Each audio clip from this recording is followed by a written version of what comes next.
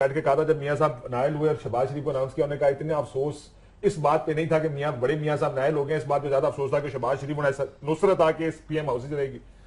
ये बात आपको याद है? आपने कही थी पार्टी मुझे कहीं लाहौर में एक जलसा बड़ा नहीं किया।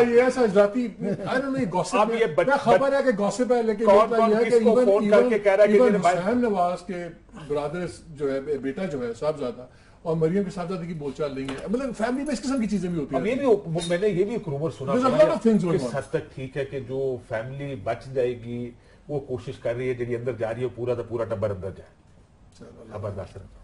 So sympathy vote और flight of people. अब इसमें सिंपैथी इसलिए नहीं कि सिंपैथी वोट लेने के लिए किसी को सिंपैथी किसके साथ करेंगे आपने, अब पीछे रह कौन जाएगा? मेन स्ट्रीम जो आपके पॉलिटिशियन शहबाज शरीफ साहब बचेंगे, तो क्या शहबाज शरीफ साहब मियां साहब की सिंपैथी के लिए बाहर निकलेंगे?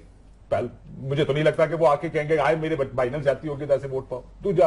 अब साद रफीक और आपने वो गुफ्तगू सुनी थी ना, जो किरमानी साहब की थी यहाँ पर, उसमें भी बहुत हकीकत है। किरमानी साहब ने बात वो नहीं कही उन्होंने, मियां साहब दी अपनी जान बचा रहा इस वक्त आशीर्वाद दे नाल कही गई हैं बहुत सारी गल्लां। कौन बाहर निकलेगा इनके लिए? कौन खड़े होकर कहेगा कि बड़ी जाती हुई आए अपनी पॉलिटिक्स और मियां साहब के आशीर्वाद पे आपके शखूबरा के एमएनए साहब शहबाज शरीफ के गले लग गए थे जाती उम्र में, आपके प्रोग्राम में बात ब्रेक के अंदर